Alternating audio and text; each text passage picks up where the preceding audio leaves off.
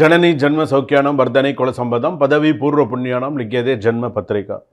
வேயிரு தோழி பங்கன் விடமுண்ட கண்டன் மிக நல்ல வீணை தடவி மாசரு திங்கள் கங்கை முடிமேல் அணிந்த என் உளமே புகுந்த அதனால் ஞாயிறு திங்கள் செவ்வாய் புதன் வியாழன் வெள்ளி சனிப்பாம்பு இரண்டுமுடனே ஆசரு நல்ல நல்ல அவை நல்ல நல்ல அடியார் அவருக்கு மிகவே. இது கோளாறு பதிகம் என்று சொல்லக்கூடிய பாடல். உலகெங்கும் வாழக்கூடிய நெக்ஸ்ட் நேயர்கள் அனைவருக்கும் வணக்கம். நான் உங்கள் டாக்டர் வி ராஜ்குமார் சிவாச்சாரியார் பேசுகிறேன். எல்லாரும் எப்படி இருக்கீங்க? நலமாக இருப்பீங்க நம்புகிறேன். பிறக்கின்ற தமிழ் புத்தாண்டு நமக்கு எப்படி இருக்குது? மிக முக்கியமான விஷயங்கள் இதெல்லாம். எல்லா ஆலயங்களிலும், சிவாலயங்களிலிருந்து சின்ன ஆலயமாக இருந்தாலும், ஒரு நகரில் ஒரு சின்ன ஒரு ஆலயம் இருக்குது அப்படின்னு சொன்னால், அந்த ஆலயத்தில் கூட பஞ்சாங்க படனம் என்று சொல்லக்கூடிய அன்றைய நாளில் பஞ்சாங்கம் வாசித்தல் அப்படிங்கிறது உண்டு. ஏன் அந்த பஞ்சாங்கம் வாசிக்கிறோன்னா, திதிவார யோகஸ்ட கரணம் ஜெய்வ, இன்றைக்கி என்ன திதி, இன்றைக்கி என்ன நட்சத்திரம், இன்றைக்கி என்ன ராசி, இன்றைக்கி என்ன கரணம், இன்றைக்கி என்ன யோகம் அப்படிங்கிறத ஒவ்வொரு மனிதனும் தெரிந்து கொள்ள வேண்டிய ஒரு விஷயம். இன்றைக்கி என்ன திதின்னு எனக்கு தெரியாதுங்களே அப்படின்னு சொல்லக்கூடாது. இன்றைக்கி என்ன நட்சத்திரமா என்ன நட்சத்திரமாக இருக்கும் தெரியலையே. காலையில் தூங்கி, அதாவது தினசரி கேலண்டரை வீட்டில் பார்க்குறீங்களா? எல்லார் வீட்டில் தேதி கிழிக்கிறத மட்டும் பார்க்கக்கூடாது. அன்றைக்கி என்ன நட்சத்திரம், அன்றைக்கி உங்களுடைய நட்சத்திரம் எதுவும் இருக்கா, அன்றைக்கி என்ன திதி, மேல் நோக்கு நாளா, சம நோக்கு நாளா, கீழ் நோக்கு நாளா, எப்படி இருக்குது, நம்ம இன்றைக்கி நீங்கள் என்ன செய்ய போகிறீங்க, அதுக்காக தான் இந்த கேலண்டர்லாம் கொடுக்கறது. சில பேர் வீட்டில் கேலண்டர்லாம் மாட்டிருப்பீங்களே, அந்த கேலண்டர்லேயே நிறைய இப்போ நல்ல விஷயங்கள்லாம் கேலண்டர்லேயே வந்துடுது. நல்ல நேரம், ராகுகால யமகண்டம்லாம். அப்போது இந்த ராசிக்கெல்லாம் நமக்கு எப்படி இருக்கும், 12 ராசிக்கு எப்படி இருக்கும், மேஷ ராசியிலேருந்து மீன ராசிக்கு எப்படி இருக்கும். மேஷ ராசிக்கு தான் இப்போ சித்திரை மாதம் மேஷ ராசிக்கு சூரியன் வரப்போகிறார். சூரியன் வர்றது சித்திரை 1 மீன ராசிலேருந்து மேஷ ராசிக்கு வந்துடுவார். இப்போ மேஷ ராசிக்கு வந்துட்டால் மேஷத்துலேருந்து இருக்கக்கூடிய மற்ற கிரக அமைப்புக்கெல்லாம் எப்படி இருக்கும், மேஷ ராசியிலேருந்து மீன ராசி வரைக்கும் என்ன செய்யணும், செய்யக்கூடாது, பண்ணக்கூடாது, எதில் விழிப்புணர்வோடு இருக்கணும், என்ன செய்யணும், எந்த ஆலயத்துக்கு போகணும், எப்படி பண்ணணும், இது எல்லாமே தெரிஞ்சுக்கணும். வாழ்க்கையில் ஒரு விஷயமும் நம்ம நிறைய நல்ல விஷயங்களை நம்ம தெரிஞ்சுக்கணும். ஆன்மீகம் அப்படிங்கிறது சின்ன விஷயம் கிடையாது.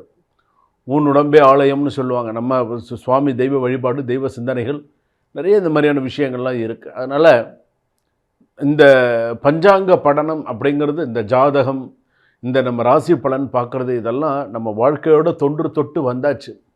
இன்றைக்கும் பாரம்பரியமாக பார்க்குறவங்கெல்லாம் இன்றைக்கும் நிறைய பேர் இருக்காங்க. இன்றைக்கும் வெத்தலை பாக்கு பழம் பூ தட்டில் எல்லாத்தையும் வச்சு எடுத்துகிட்டு போய் ஜாதகத்தோட இன்றைக்கும் குருக்கள்கிட்ட அதை ஒரு பூவோட ஒரு இதோடு கொடுப்பாங்க. சாமி பொண்ணுக்கு கல்யாணம் வரன்னு பார்க்குறேன், வெத்தலை பாக்கு பழம் பூ மஞ்சள் பூ எல்லாமே வச்சு ஜாதகத்தை வச்சு தட்சணை வச்சு கொடுத்து இன்றைக்கும் பார்க்கக்கூடியவர்கள் நிறைய பேர் இருக்காங்க. ஸோ அந்த மாதிரி தான் பார்க்கணும். இன்றைக்கும் தொட்டு பாரம்பரியமாக இன்றைக்கும் இந்த ஜாதகம் பார்க்கறது, கிரகங்களை வைத்து எப்படி இருக்குது, என்ன கரெக்டாக ஐடென்டிஃபை பண்ணி கரெக்டாக சொல்லணும். அதுதான் இருக்குது. வாங்க வீடியோக்குள்ளே போகலாம். கடைசி வரைக்கும் வீடியோ ஸ்கிப் பண்ணாமல் பாருங்கள். அப்போ தான் இந்த வீடியோவில் சொல்லக்கூடிய எல்லா விஷயங்களும் தெரியும். கன்னியாராசி நேயர்களை, உத்திர நட்சத்திரம் கன்னியாராசி, அஸ்தம் கன்னியாராசி, சித்திரை கன்னியாராசி. கன்னியாராசி பொறுத்தளவுக்கு அதிக யோசனை பெரிய வாய்ப்பை தட்டி கழிக்கும். ஸோ கொஞ்சம் யோசித்து நிதானித்து சில விஷயங்கள் பண்ணுங்கள். புதன் ஆதிக்கம் உள்ள ராசி என்பதால் நுணுக்கமான சிந்தனை உண்டு. ஆனால் இக்காலத்தில் ஓவர் திங்கிங் ஸ்லோ பண்ணும். சிறிய விஷயங்களில் பர்ஃபெக்ஷன் தேடுவது டென்ஷன் தரும். நேரம் வந்திருக்கிறது, ஆக்ஷன் எடுத்தால் உன் பக்கம் வெற்றி நிச்சயம். உன் பக்கம் சில விஷயங்கள்லாம் சக்ஸஸாக இருக்கும். குடும்பத்தில் பொறுப்பு அதிகரிக்கும். நீ இன்னும் கொஞ்சம் எக்ஸ்ட்ரா ஒன்று பார்த்து சில விஷயங்கள்லாம் செய்ய வேண்டியதாக இருக்கும். உன் ஆலோசனைக்கு நல்ல மதிப்பு இருக்கும். நீ இந்த நேரத்தில் ஏதாவது ஒரு சில விஷயங்கள் ஆலோசனை சொல்கிற அப்படின்னு சொன்னால் நல்லதாக இருக்கும். சகோதரர்கள் உறவினர்களுடன் சிறிய மிஸ் அண்டர்ஸ்டாண்டிங் வரலாம். உங்கள் கூட பிறந்த சகோதரர்களோ அல்லது உறவினர்களுடன் சிறிய மிஸ் அண்டர்ஸ்டாண்டிங் வரலாம். காமாக ஹேண்டில் பண்ண கற்றுக்கோங்க. வேலை தொழில் அப்படின்னு எடுத்துட்டோன்னா புதிய ஆப்பர்ச்சுனிட்டி வரும். ஜாப் சேஞ்சஸ் அல்லது ப்ரொமோஷன் சான்சஸ் வரும். பிஸ்னஸில் நல்ல பிளானிங் நல்லா இருந்ததாக இருக்கும். எக்ஸாக்ஷன் நல்ல ஸ்லோவாக இருக்கும். சில விஷயங்கள்லாம் நல்ல யோகம், அக்கௌண்ட்ஸ், ஃபினான்ஸ், அனலைசிஸ் ஃபீல்டு, இதெல்லாம் நிறைய க்ரோத் இருக்கும். நிறைய நல்ல விஷயங்கள்லாம் நடக்கும். வயிறு, குடல், டைஜஷன் ரிலேட்டட் இஷ்யூ கவனம். உணவு பார்த்திங்கன்னு சொன்னால் இரவு நேரம் தவறாமல் சாப்பிடுவோம். ஸ்ட்ரெஸ் அவாய்ட் பண்ணிக்கிறது நல்லது. நேரம் தவறாமல் சாப்பிட்றது, நேரம் தவறாமல் சில விஷயங்கள்லாம் கரெக்டான விஷயம். கோர்ட்டு கேஸ் விவாகரத்தெல்லாம் பார்த்திங்கன்னா கோர்ட்டு கேஸ் விஷயங்கள்லாம் இப்போ மெதுவாக நகரும். டிவோர்ஸ் விஷயத்தில் ஓவர் திங்கிங் காரணமாக டிலே ஆகும். சரியான ஆலோசனை எடுத்தால் நல்ல முடிவு வரத்துக்கான வாய்ப்புகள் உண்டு. வருமானம் ஸ்டடியாக இருக்கும். ஆனால் அன்னெசரி ஒரிஸ் காரணமாக இன்வெஸ்ட்மெண்ட் அவாய்ட் பண்ணுவீர்கள். ஸ்மால் சேவிங்ஸ் ஃபியூச்சருக்கு ஹெல்ப் ஆகும். ஒரு சிறிய முதலீடாக இருந்தாலும் உங்களுக்கு அதுக்கு உண்டான விஷயங்கள்லாம் இருக்கும். இன்வெஸ்ட்மெண்ட்லாம் அவாய்ட் பண்ண அன்னெசரியாக ஒரே பண்ணிக்காதீங்க. எதுக்கு கவலைப்படணுமோ அதுக்கு கவலைப்படாது. எப்படி என்ன செய்யணுமோ அதுக்கு மட்டும் கொஞ்சம் கரெக்டாக பண்ணுங்கள். புதன்கிழமைக்கு விநாயகர் வழிபாடு பண்ணுங்கள். அரசமர விநாயகர் வழிபாடு புதன்கிழமையில் காலையிலையோ சாயங்காலத்திலையோ நெய் விளக்கேற்றி அரசமர விநாயகர் வழிபாடு பண்ணுங்கள். மூலதோ பிரம்மரூபாய மத்தியதே விஷ்ணுரூபிணி அக்ரதே சிவரூபாய விருக்ஷராஜாயத்தை நமஹா. எப்போதுமே உங்களுக்கு அரசமர விநாயகர் ஒரு சிறப்பை தரக்கூடிய விநாயகராக அமையும்.